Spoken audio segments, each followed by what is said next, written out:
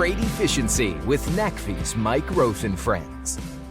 Here in episode 42, we have joining us George Miller. George is Director of Sales at BYD, where we talk about BYD's relationship with Anheuser-Busch, their experience in run-on-less electric, and what it is about beverage hauling that makes it a good fit for electric vehicles. He also shares his thoughts on bi-directional charging, the need for standardization, the role of utilities in the successful deployment of EVs, the lessons the US and Canada can learn from China, and the importance of battery recycling. Today we have joining us George Miller. George is Director of Sales at BYD. Hello, George. I'm really excited to talk to you today. Hi, Mike. Great to be here. Thanks for having me. You know, although we've been friends for a while, I should know more about BYD than I do, so I'm looking to learn along with the audience. But before we dig right in, I always ask, how did we become friends? Do you remember how you and I met and how you learned about NACFE?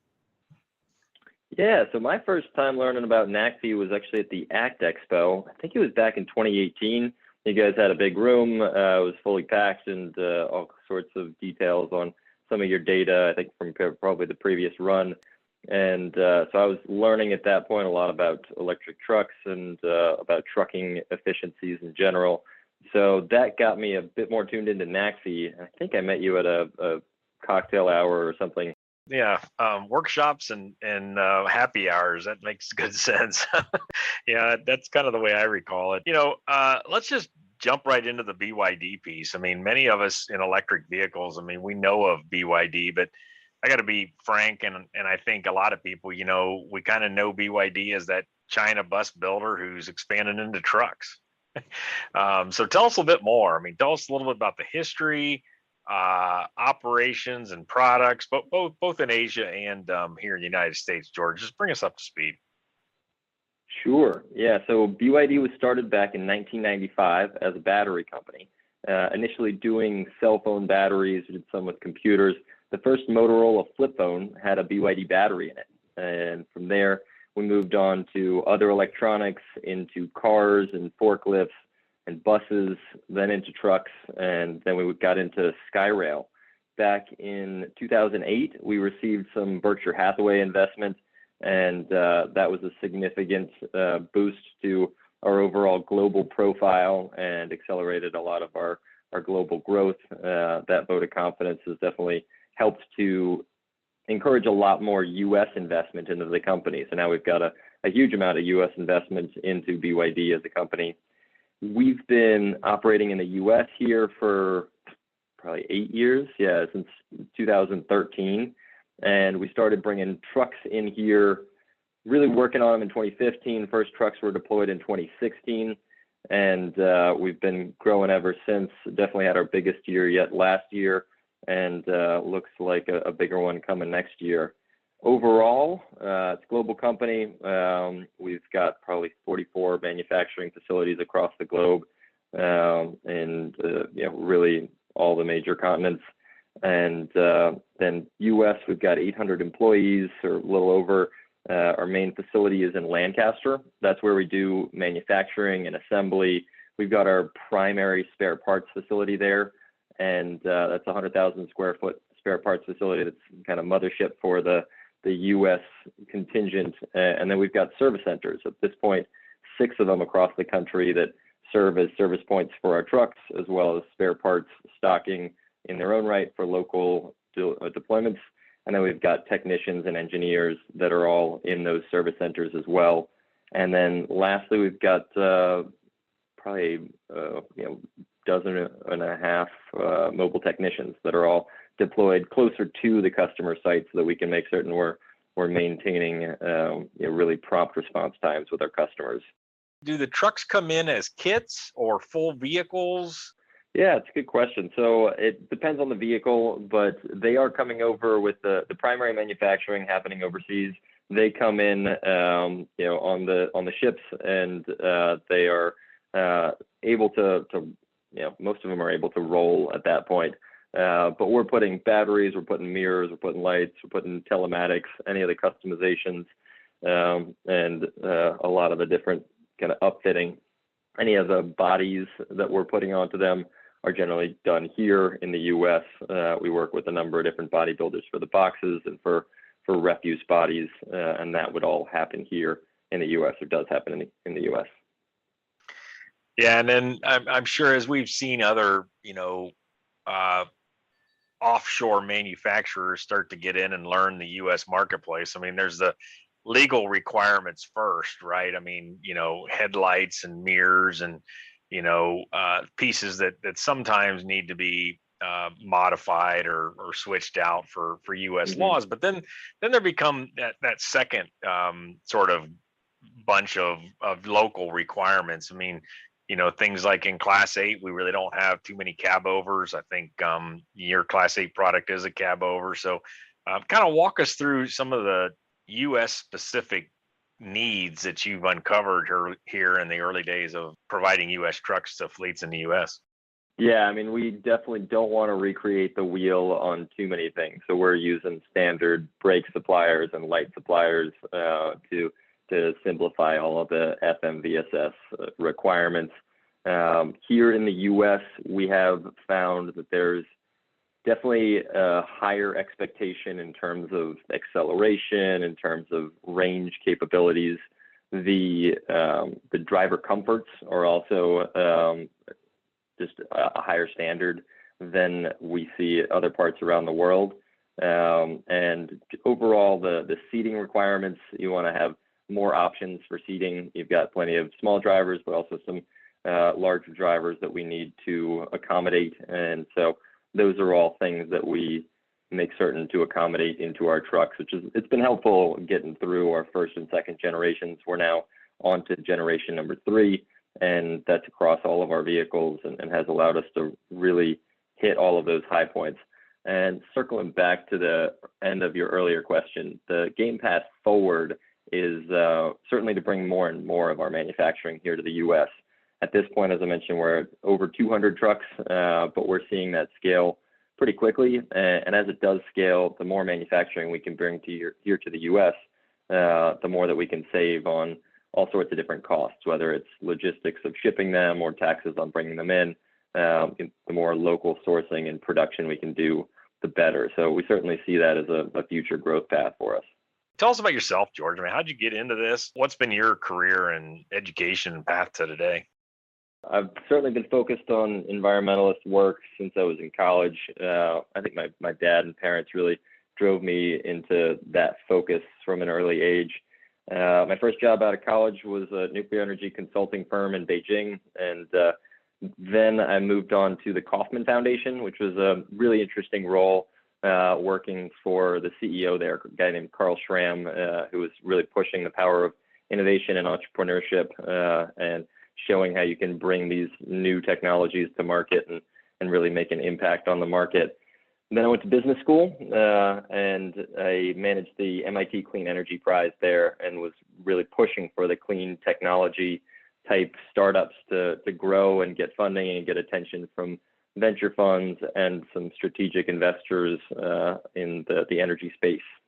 I interned with a group named XL Hybrids at the time, now XL Fleet, and was helping them as they accelerated to some future raises and were growing their product portfolio for putting hybrid conversion kits onto vans.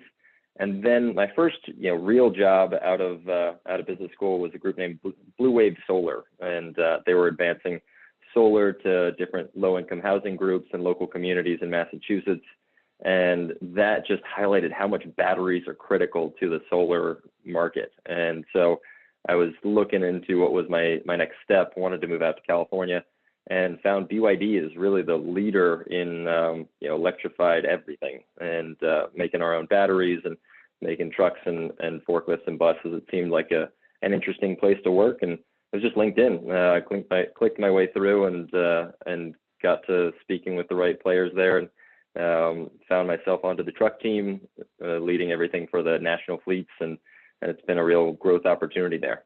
You mentioned run on less electric, and BYD was a participant with Anheuser-Busch.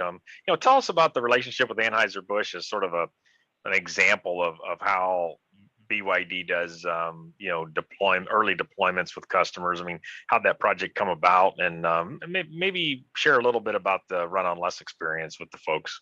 Anheuser-Busch is an outstanding partner and customer of ours. Been working with them since the early days of my time at BYD. There was kind of back and forth. I actually reached out to them, and then someone else reached out to us, and so we got going early on. It was around the zero and near zero emission freight facilities grant program, which is all part of the California Climate Initiative, CCI. And so we put together a really compelling proposal to put electric trucks on the road to support Anheuser-Busch. And with that, it had a really step-by-step process. We were only on our first generation truck there, and we knew that it needed to improve in order to really satisfy drivers. So we went through a collaborative approach, put it into testing with the Anheuser-Busch drivers in both Sylmar and Carson, and we took their feedback and then integrated it into our developments for the second generation truck, which we were able to test probably about a year after the initial tests. And those tests went really well.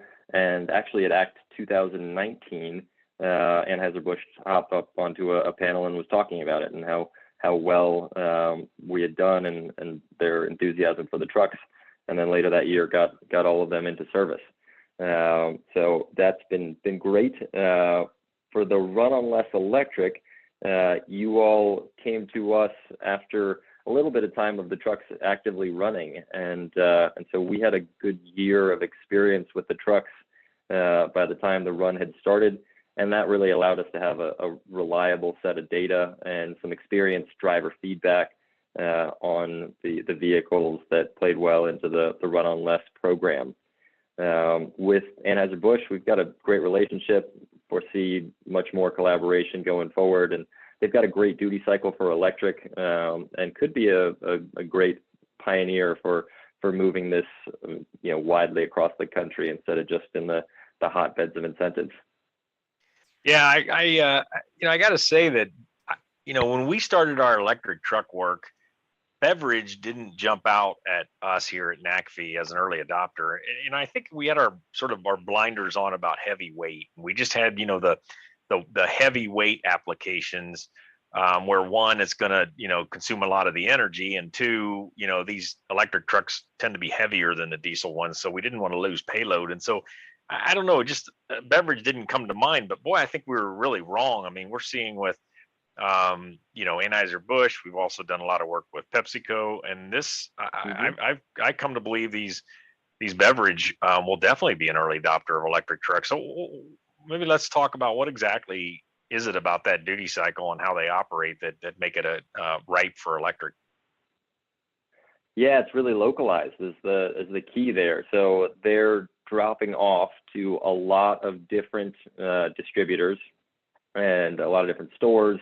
And so each driver, they're not fully waiting out. They'll have 10 stops and still only be carrying 35 to 40,000 pounds of payload in their trailer. And so that allows them to still meet the weight requirements. And then they're only driving, it really depends, but somewhere between 30 to maybe on the outside and 100 miles a day in the truck. And so it's a great ability to handle that. We can handle that for many years to come, even with battery degradation.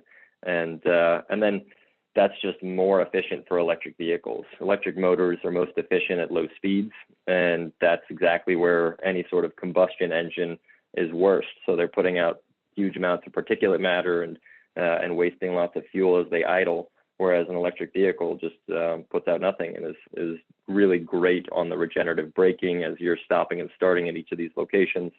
We also have a great turning radius on these trucks because of that cab over that you mentioned, and great visibility as well by sitting up high. So it's been a really nice match for the Anheuser-Busch side and hopefully for PepsiCo as well in the future. Yeah, and another piece of that we've come to discover, along with you guys when we came and visited, is the return to base. I mean, they all return to the same base, and they sit there for a long time. A lot of these stores don't allow overnight deliveries. They tend to be one shift operation. Sometimes the trucks will be parked and they'll be driven through the warehouse to be loaded with beverages and then taken back to the parking spot before the driver comes in. But a long dwell time also to charge, and that allows even some of those cheaper, slower chargers, which the fleet can save some money on too. Now, they may want to have a couple of trucks that they can do faster charging to be able to do double shift, but for the most part, that's another reason, right, that make these really good early on adopters. Yeah, it's absolutely true.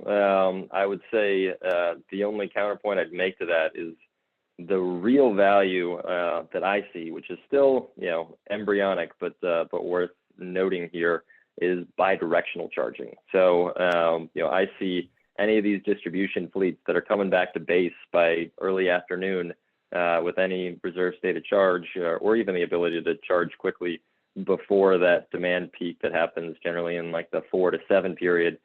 They have a huge opportunity to make money by being plugged in. So adds another revenue stream to the truck, which can be really significant. And that's something we're exploring, is how do we really enable these fleet customers to do that. We should have that enabled on our trucks here in at least first half of 2022. And that'll be a great growth opportunity for them. I also don't want to forget noting AB is just a great partner on sustainability in general. They do this up and down their supply chain. So they're working with farmers to increase regenerative agriculture. They're trying to reduce water usage, and the transportation is certainly a valuable piece of it, but it's just one piece of their puzzle. Yeah, when you were talking about your career, you mentioned how in solar you realized how important batteries were, and it is interesting. We've got two things going on here that we can definitely take advantage of. You've got electric trucks and buses, for that matter, with big battery packs. At the same time, we are going renewables. Many companies and sites are putting battery storage on to both be resilient, but also to deal with high demand charges in certain times of the day. So why not marry them up and use them both? I think some people see that as a dream that'll never happen, and others, because of just the complexities of management. But I tend to agree with you. I think there's a real opportunity there. Yeah, I mean, some are definitely seeing it already with the Nissan Leafs that are out there. A lot of people think it's just a school bus thing for commercial fleets, but I think the distribution market is a sleeper on that front, and could be a real point of value. Yeah. So, Run on Less in 2021, we were able to, kind of show that these work in the real world. We kind of confirmed the operation of the EVs. We even got into how their total cost of ownership is proving out, to be, maybe not completely on par with diesel, but surprising many of us in how well they perform. And what do you see are the keys, and what will 2022 have for us as the industry sort of builds momentum? What are some of the real keys in this coming year? Yeah, so first off, we're going to really need the infrastructure to be there and to have the utilities ready to support this quickly. The biggest challenge I've had at BYD is getting the charging ready for trucks. I've, in one case, waited 3 years to get chargers in, and by that point, you're on to the next generation of trucks. So having utilities learn from some of the mistakes of others in California or in New Jersey, wherever these have gone first, that's definitely helpful. We're coming forth with more financing solutions. I think transportation as a service is going to be a really interesting spot in the market, where fleets are able to kind of do as they have normally done and pay for these in an operational way, if it's like a full service lease type option, and have the financing companies come in with infrastructure partners to better understand what are the overall costs and how do we amortize that over a long period of time. How do we get really strategic about the incentives? Those will definitely be helpful. Back to the bidirectional charging, the utilities haven't really figured out how to monetize that fully in all of the different states. So there's some policy details to work out. Some are more advanced than others. California is certainly pushing the envelope there, and I think Massachusetts another that's pretty well suited for that. But others need to kind of figure that piece out. And then, kind of obviously we need more truck options. BYD's out here with our Class 6 and Class 8 vehicles on the box trucks, refuse trucks, tractors, and yard tractors. But we need competition, and make certain that they get scale on their production and get it out there. I think we're all pretty aligned on CCS1 as the charging standard, so that's definitely helpful to us, just keeping a standard charging port for the industry. Price on carbon never hurts as well, preferably a dividend-based price on carbon, but that's on my wish list. Well, that's a great list. I was writing fast, George, but it's a good thing we're recording this so I can go back and put those to use. One thought I'd be interested from your perspective, being involved with a Chinese company, and many say that the Chinese are far ahead of the U.S. and even Europe with respect to batteries and power electronics and the components around electric vehicles.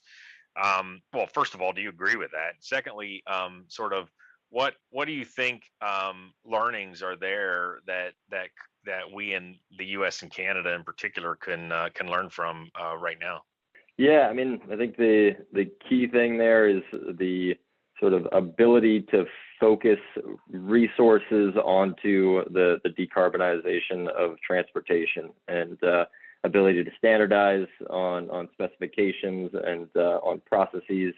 At this point, we've kind of left it to a lot of the state and local governments to pass different incentive structures, and also to the local utilities to figure out their own processes and how they're going to incentivize this. There's a lot of coordination that then has to happen between the fleet operators, the infrastructure players, the financing, the utilities, and construction companies, the local permitting agencies. The more that we can start to create a best practice and bring together all of the resources, I really think from a federal level, the quicker we're going to be able to move and to get all these different states to move electric vehicles. We've got examples coming forth here in California, and somewhat, I think New Jersey is sort of our other hotbed, but we've seen it, somewhat Colorado has come forth a bit. But the more that we can learn those lessons and start to share them and standardize things, the more that we're going to be able to move quickly. And then just on a more general level, I definitely think we should be investing into having local battery production and having a lot of capabilities to service batteries and electric vehicles. And also hugely important would be recycling of batteries, the ability for us to take older batteries, especially as we have newer, higher power density batteries coming on the market and people want to upgrade. We should be able to recycle those resources and get the metals back for new batteries. It's a set of questions that we get at NACFE quite often, and it tells me that if we're in that kind of level of detail in the weeds, then these electric trucks are really going to happen. And secondly, wherever the big focus is, the more local, in quotes, the better. So one final question for you, and then I got to be wrapping this up, George. It's been great.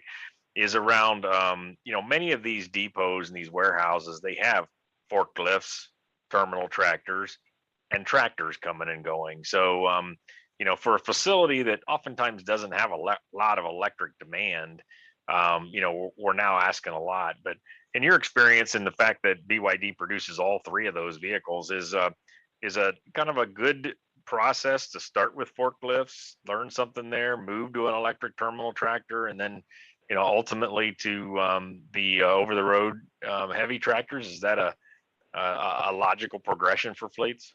Yeah, it's not a bad progression. I'd say most folks that are updating their fleets are already on electric forklifts. I mean, there are certainly a few propane forklifts out in the market, but that's definitely fewer and far between. And electric forklifts make absolute sense. There's just way less maintenance on them, and And with the lithium technologies, you can run them through any duty cycle and opportunity charge to keep those going. The next step is definitely the yard trucks because they're staying local to the facilities and have such a start-stop duty cycle, and there's no range restraints. And then over the road is next. I wouldn't say that you have to go through the step-by-step process. And what you're going to find is on the utility front that you need to plan ahead. You need to have some sense of what you're going for over the next 10 years so that the utility can correctly serve you and bring you the appropriate power and set it up in the right places with the right conduits to support you over that full cycle. So we generally find that folks can get at least 2 chargers onto their current circuit breaker capacity, and that'll help them to pilot it and give them a sense of, hey, we want to move forward with this. And then when they go bigger on their fleet, then they have a better sense of what they're going for overall. Yeah. Well, very good. I really appreciate you joining us. It's been fascinating, George, and best of luck to you and BYD in these efforts around truck electrification. Thanks for joining us. Yeah, thank you, Mike. Freight Efficiency with NACFE's Mike Roth and Friends.